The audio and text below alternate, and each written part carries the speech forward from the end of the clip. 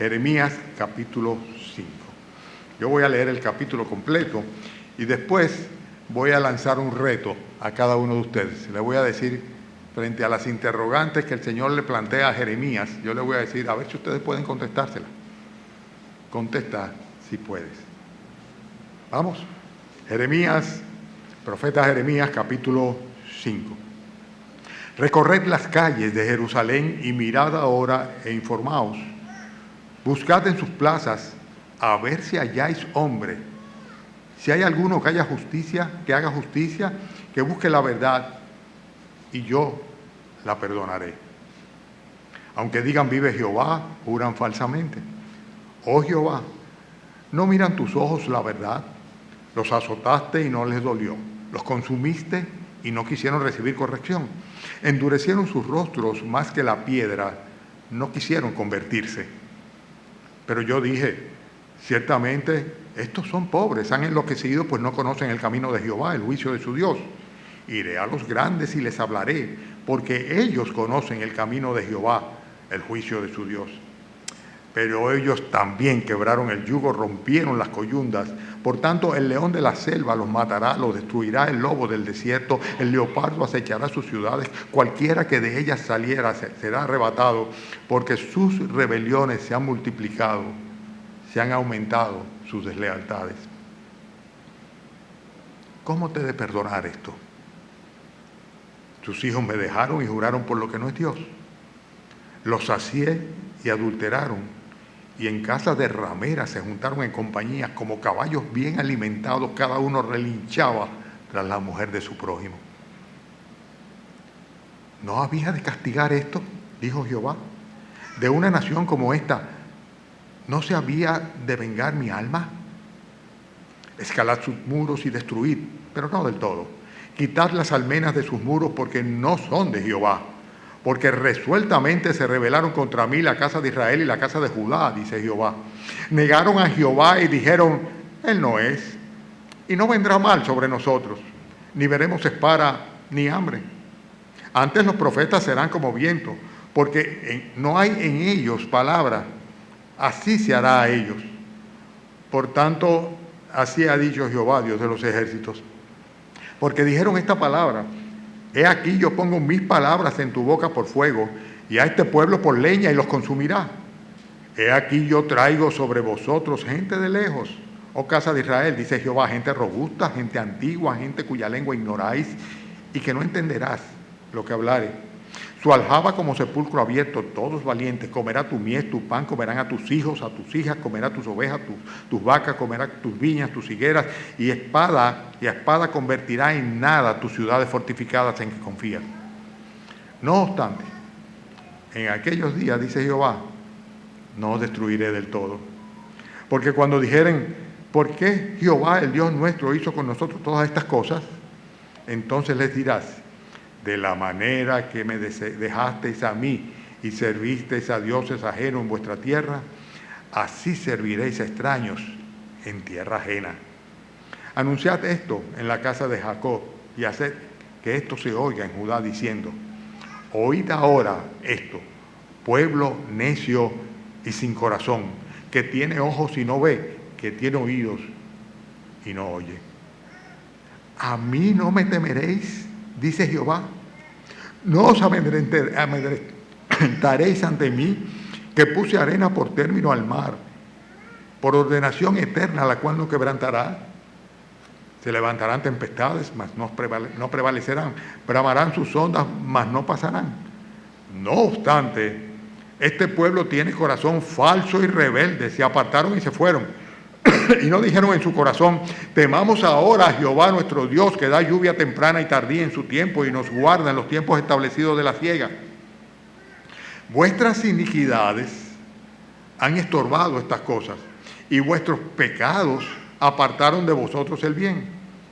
Porque fueron hallados en mi pueblo impíos, acechaban como quien pone lazos, pusieron trampa para cazar hombres. Como jaula llena de pájaros, así están sus casas llenas de engaño, así se hicieron grandes y ricos, se engordaron y se pusieron lustrosos, y sobrepasaron los hechos del malo. No juzgaron la causa del huérfano, con todo se hicieron prósperos, y la causa de los pobres no juzgaron. ¿no castigaré esto? Dice Jehová. Y de tal gente, ¿no se vengará mi alma? Cosa espantosa y fea es hecha en la tierra. Los profetas profetizaron mentiras, los sacerdotes dirigían por manos de ellos, y mi pueblo así lo quiso. ¿Qué pues haréis cuando llegue el fin?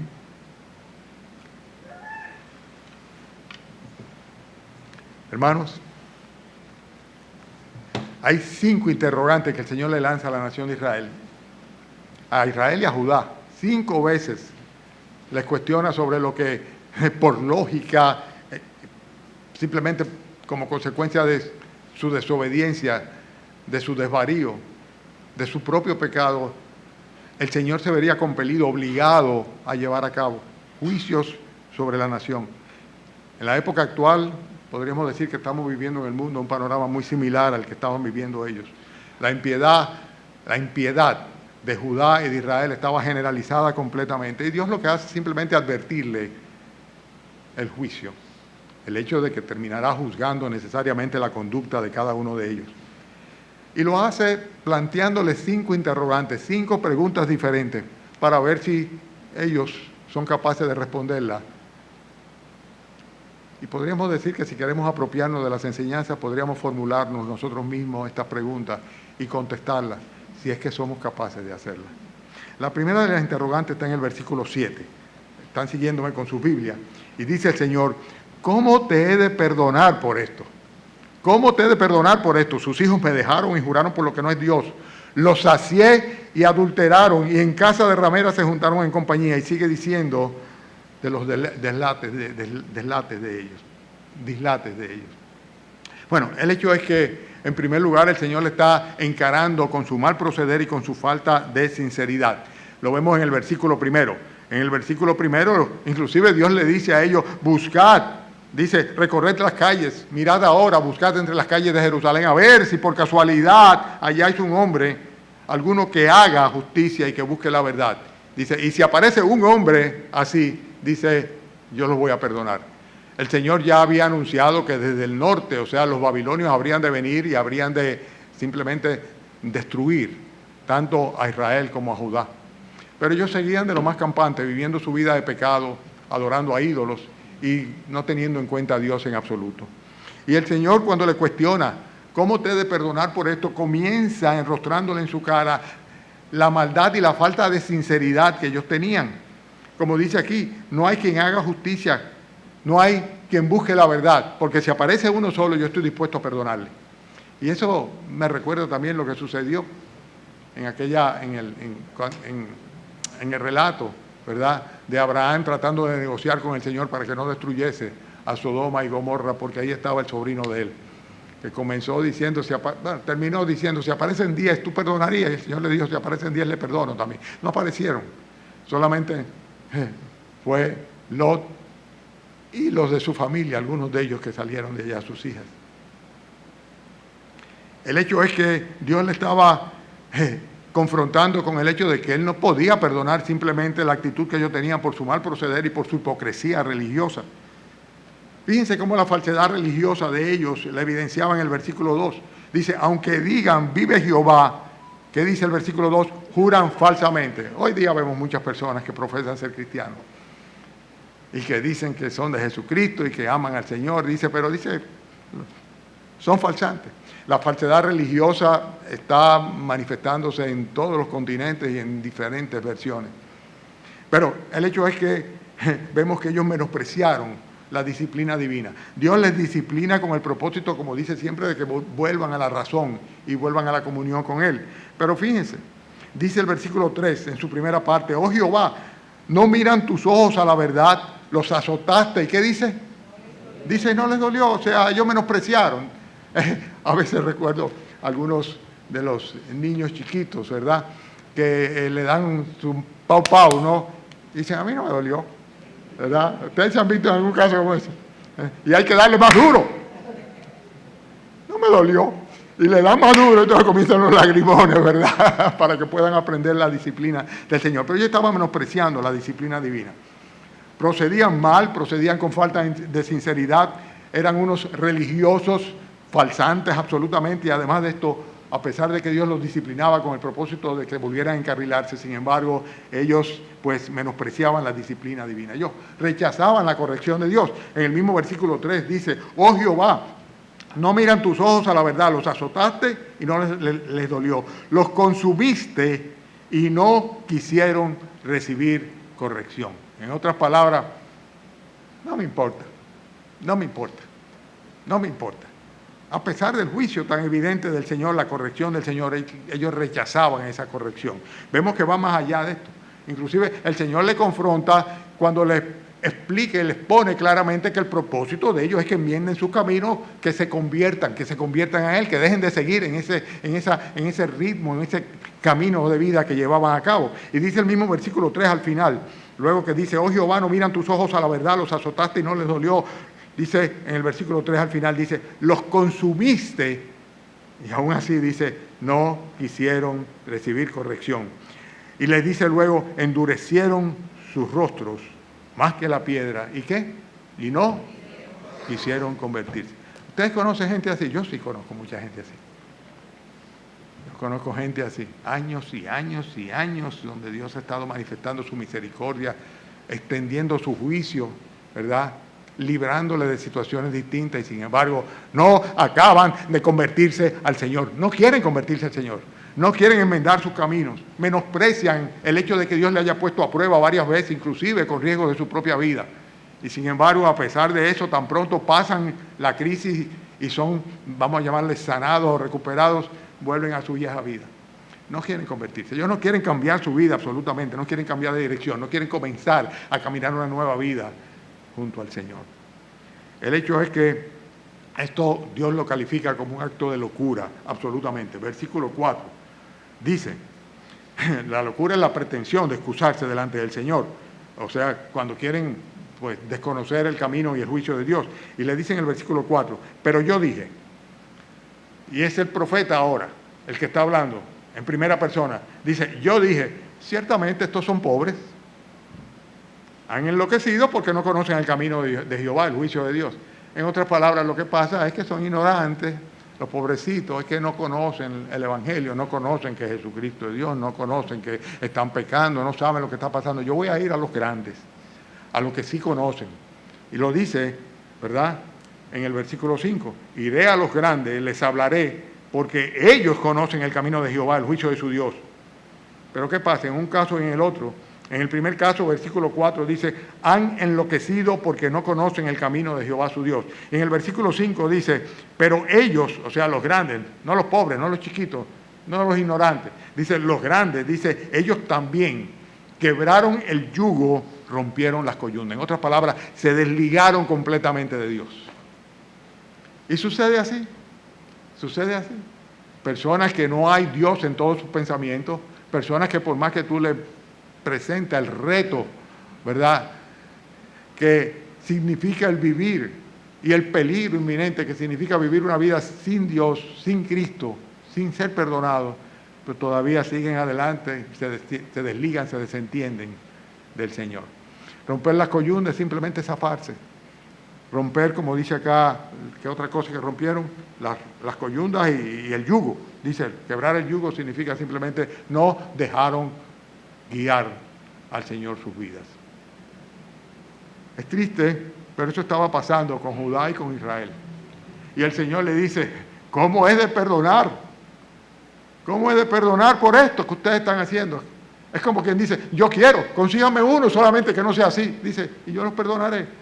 Pero ¿cómo puedo perdonarlo cuando son unos hipócritas, cuando simplemente están practicando una religión falsa, cuando menosprecian la disciplina, cuando le castigo, le reprendo, cuando rechazan absolutamente cualquier corrección de parte del Señor, cuando se niegan a convertirse, cambiar de ruta, cambiar de camino? Pero dice más que esto. En el versículo 4, en el versículo 5, perdón, cuando dice, iré a los grandes, les hablaré porque ellos conocen el camino de Jehová, el juicio de Dios. ¿Qué es lo que están haciendo? Dice, a pesar de conocer lo que Dios dice, se desentienden de ello. Versículo 5, ¿lo ven? Dice, pero ellos también, o sea, los que conocen el camino del Señor, O sea, los que han escuchado el Evangelio, los que han venido a la iglesia, aquellos que han recibido, tal vez tienen una Biblia en su casa, tal vez la leen de vez en cuando, tal vez vienen todos los domingos a los diferentes templos, escuchan la palabra de Dios, pero sencillamente, por más que sea, dice, ellos no conocen el camino del Señor y conscientemente se niegan a convertirse. Hermanos, la ingratitud y la deslealtad, en esos casos en particular como el pueblo de Judá y de Israel, pues sencillamente el Señor no podía perdonarla. Por eso la primera pregunta que les lanza, que está en el versículo 7, ¿cómo he de perdonar esto? Si sus hijos me dejaron, si juraron por lo que no es Dios, si los sacié, en otras palabras, les proveí todo lo que necesitaban, dice, y con todo adulteraron y terminaron juntándose con rameras en compañía, adulterando completamente. Hay una inmoralidad sexual que está aquí vislumbrada claramente en la expresión del Señor, porque les dice en el versículo 8, como caballos bien alimentados, cada cual relinchaba tras la mujer de su prójimo. O sea, estaban pecando, ¿verdad?, con una inmoralidad sexual evidente. Dios los había confrontado y ellos seguían viviendo así. ¿Saben una cosa? Hay una correlación histórica a través del, vamos a llamarle, la inmoralidad sexual y la caída de cada uno de los imperios y las naciones. Es una señal, es una señal. Lo que nosotros estamos viviendo hoy día a nivel de lo que le llaman ideologías es terrible. Y el Señor podrá perdonar esto. Ayer estaba conversando con unas personas sobre los matrimonios. Es un porcentaje pequeño de las personas que viven en unión libre, en confrontación, digo, de las personas que se casan en comparación con las personas que viven en unión libre. Simplemente se juntan, se aparean, y muchos ya no presentan a su esposa ni a su esposo, sino a su pareja, cual si se tratara de animales. Hermanos, el Señor rechaza la inmoralidad sexual. El Señor no puede perdonar la ingratitud y la deslealtad. No puede tomar a la ligera absolutamente el hecho de que corrija y no le hagan caso, que rechacen, que se nieguen a convertirse, a entregarle sus vidas y que estén viviendo simplemente una falsedad religiosa, algo externo. No puede. Dice, ¿cómo he de perdonar por esto? Dice el Señor. Y la pregunta es, si ese es tu caso, contéstale al Señor. Contéstale al Señor. La segunda interrogante que plantea el Señor, o se plantea a sí mismo, en versículo 9, cuando dice, ¿no había de castigar esto?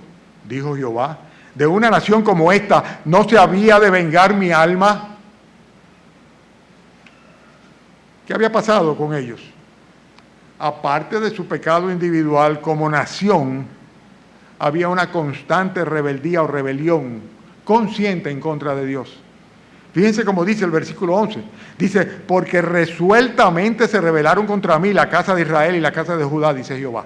O sea, no fue que por casualidad hicieron lo que andaron, no tomaron en cuenta. No, simplemente conscientes de que estaban en contra de la voluntad de Dios, sencillamente se rebelaron en contra de Él. En el versículo 12 dice, negaron a Jehová y dijeron, Él no es, no nos va a pasar nada, no va a venir ningún mal sobre nosotros. No vendrá mal sobre nosotros. No es verdad que vamos a ver espada ni hambre. Cuando el Señor le estaba a través de los profetas advirtiendo una vez y otra vez el juicio de Dios que vendría sobre la tierra por no arrepentirse, por su impenitencia.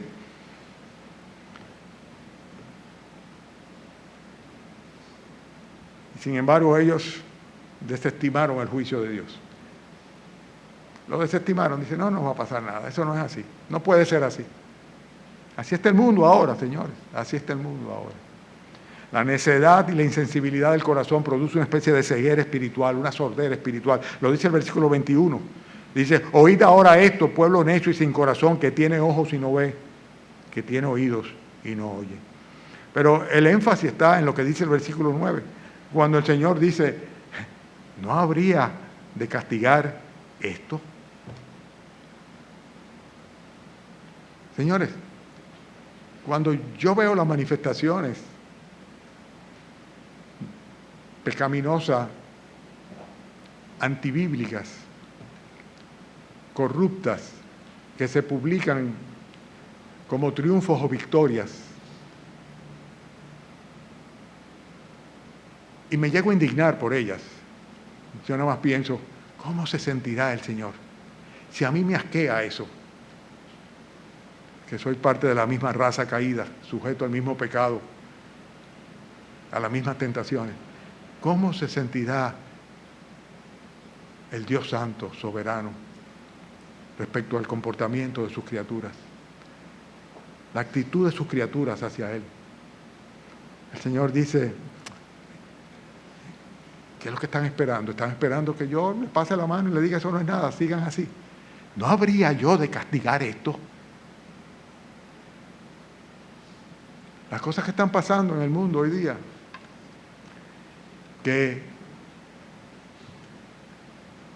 muestran la inminente o el inminente juicio de Dios, porque ya comenzó, ya el juicio de Dios comenzó.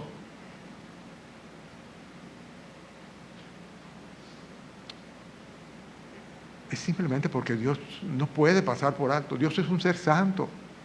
Él no se va a hacer cómplice del pecado, ni del de una nación, ni del de un mundo completo, ni tampoco del mío y el tuyo en particular. No se va a hacer cómplice. Él tiene que castigar el pecado. De una nación como esta, ¿no se habría de vengar mi alma? Dice. O sea, ¿ustedes esperan que yo lo pase por alto así? Versículo 22. Hay otra interrogante. Versículo 22. ¿A mí no me temeréis? Dice Jehová, no os amedrentaréis ante mí que puse arena por término al mar, por ordenación eterna, la cual no quebrantará. Se levantarán tempestades, mas no prevalecerán, bramarán sus ondas, mas no pasarán. No obstante, este pueblo tiene corazón falso y rebelde, se apartaron y se fueron.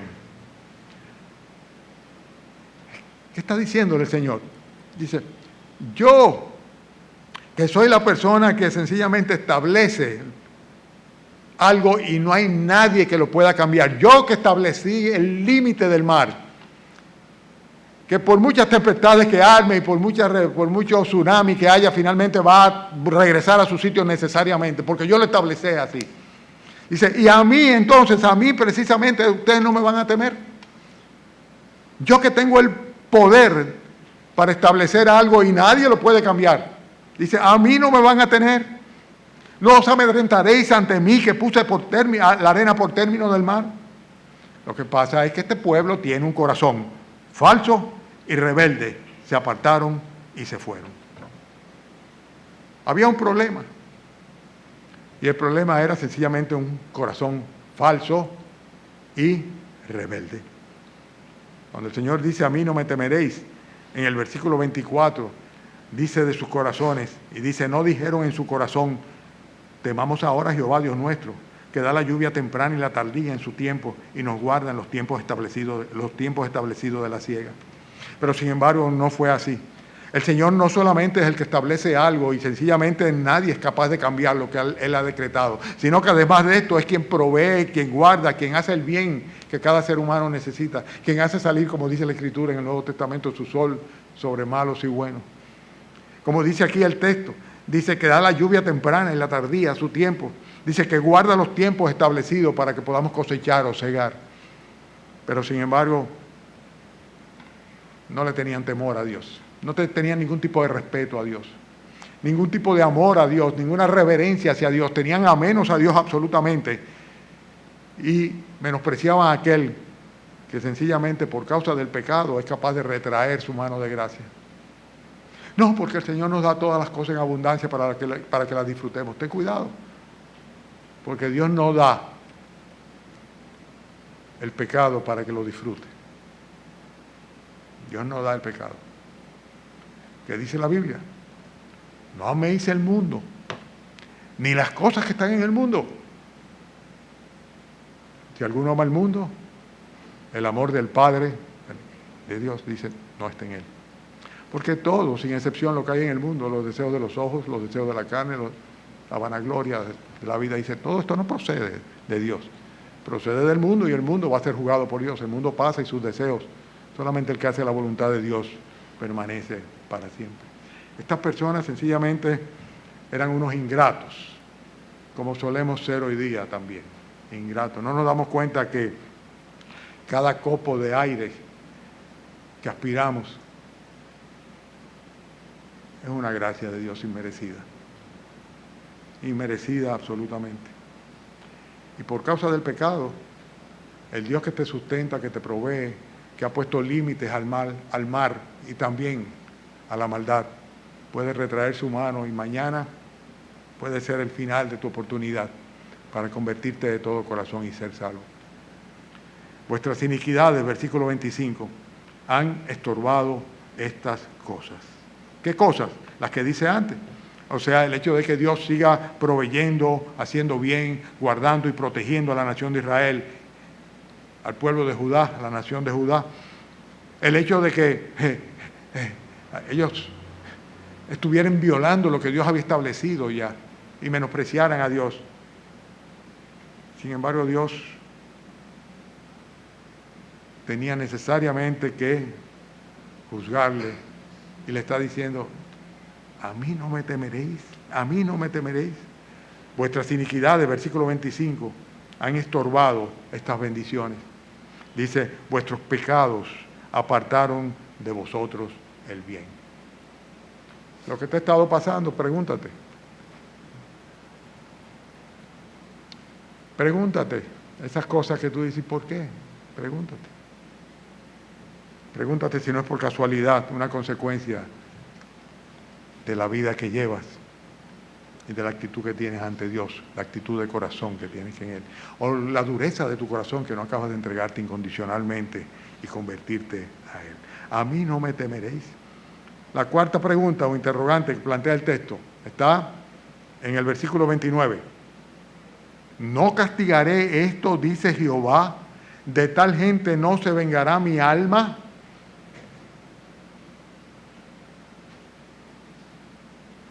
La avaricia y la ambición y las riquezas a cualquier precio era parte de lo que el Señor tenía necesariamente que reprenderle a aquellos que sencillamente vivían para sí mismos. Versículo 27, como jaula llena de pájaros, así están sus casas llenas de engaños, así se hicieron grandes y ricos.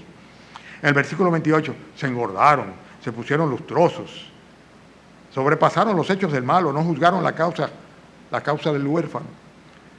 Con todo, dice, se hicieron prósperos y la causa de los pobres no juzgaron. Qué triste esto. Qué triste es esto.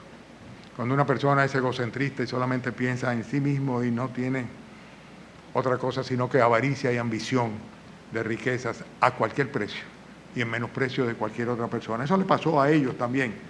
Y hoy día ustedes saben que el Dios dinero y el Señor dinero es que gobierna todo. Todo, absolutamente. Don dinero. Don dinero.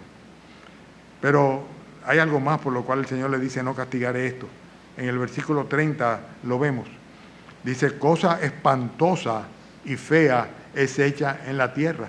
Los profetas profetizaron mentiras, los sacerdotes dirigían por manos de ellos, y mi pueblo así lo quiso. En otras palabras, ellos estaban aceptando falsas enseñanzas que en el nombre de Dios les hacían, pero que no tenían que ver absolutamente con la palabra de Dios. Dicen que los propios sacerdotes, los propios profetas, lo que estaban profetizando eran puras mentiras, falsedades solamente.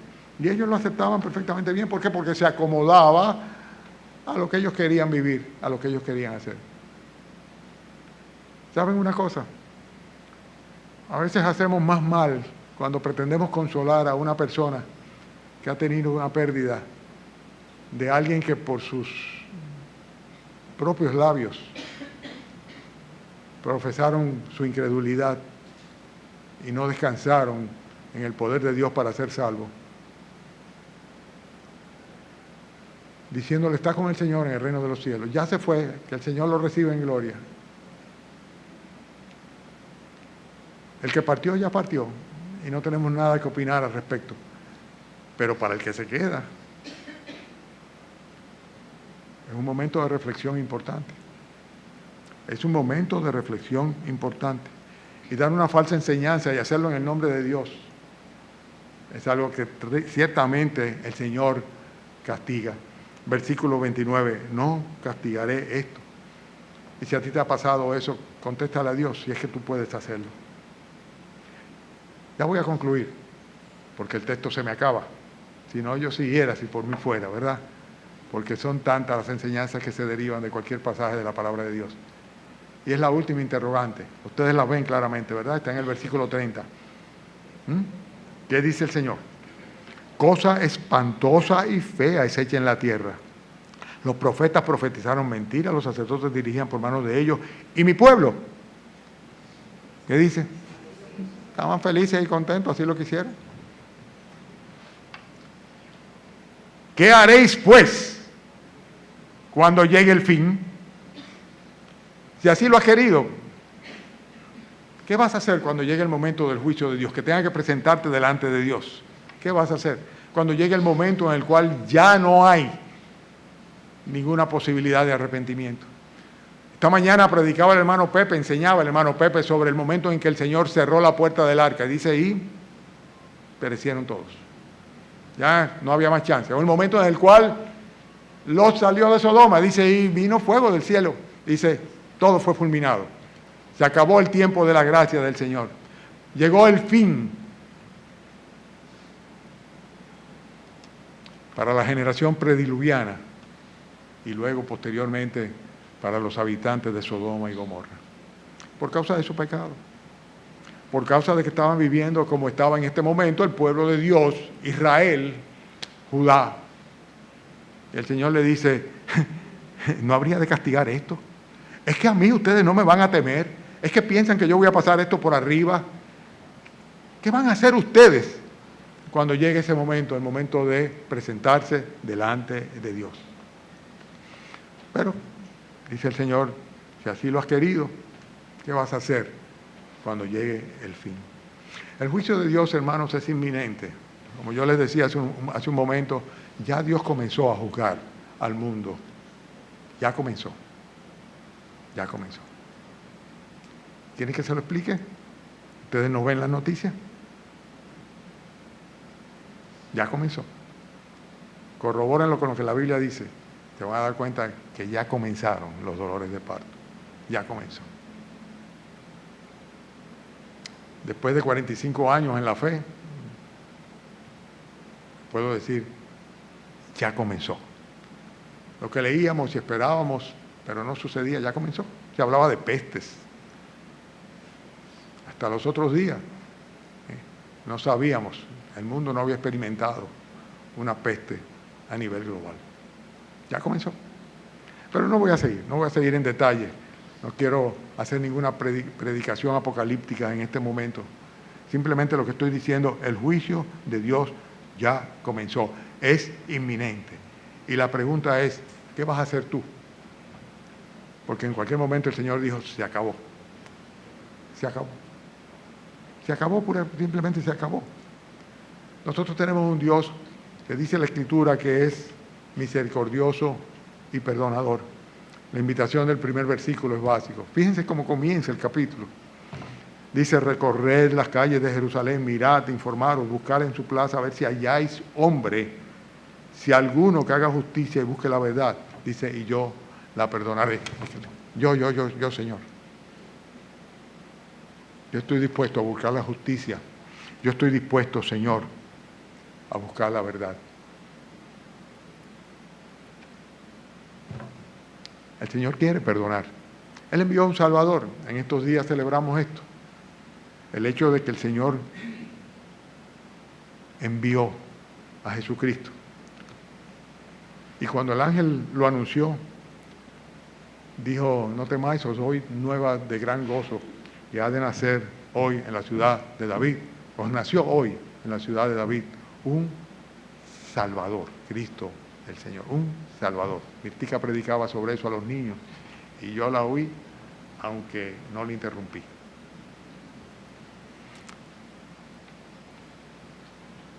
El Señor no quiere que ninguno se pierda, que procedan a un arrepentimiento. Pero si no os arrepentís, todos pereceréis igualmente. Sencillamente, Dios no puede entrar en contubernio con el pecado.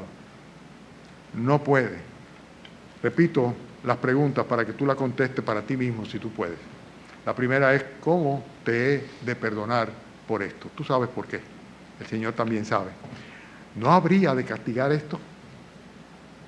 ¿Tú sabes de qué? ¿A mí no me temeréis? ¿Piensas que me vas a poder coger de mojiganga? No castigaré esto. ¿Y qué vas a hacer cuando llegue el fin? Y no estoy hablando del fin del mundo necesariamente, sino tu última oportunidad. ¿Qué vas a hacer? Ellos no quisieron convertirse. ¿Y tú? ¿Quieres convertirte?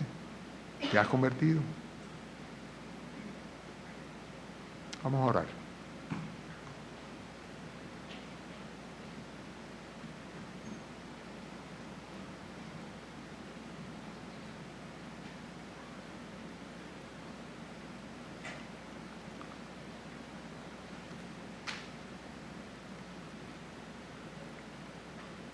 Si tú quieres convertirte, si quieres estar listo para el momento en el cual el Señor diga, se acabó, díselo. Habla con Él. Dice la Escritura que el Señor tiene su oído atento a la oración de arrepentimiento del pecador. Confiésale tu pecado. Dile que tú estás de acuerdo con lo que Él piensa de ti, de tu vida y de tu pecado. No te justifiques a ti mismo. Pídele perdón. Y pídele al Salvador, a Jesucristo, que te salve, que te perdone. Habla con Él. Él es quien puede hacerlo. El que pone el límite al mar. El que mantiene en su órbita los planetas. El creador de los cielos y la tierra y todo lo que en ellos hay. Él ha ofrecido a su Hijo Jesucristo como Salvador a la humanidad. Puedes hacer como la nación de Israel, rechazarle, y ya la historia pues nos ha enseñado y todavía nos enseña las consecuencias de esto sobre esa nación. O puedes recibirle, o más bien pedirle a Él que te reciba a ti como hijo, como hija suya, que perdone tus pecados y que te regale el don, la gracia de la vida eterna. De manera que cuando llegue el fin, tu fin, tengas amplia y generosa entrada en el reino de los cielos. Habla con Dios.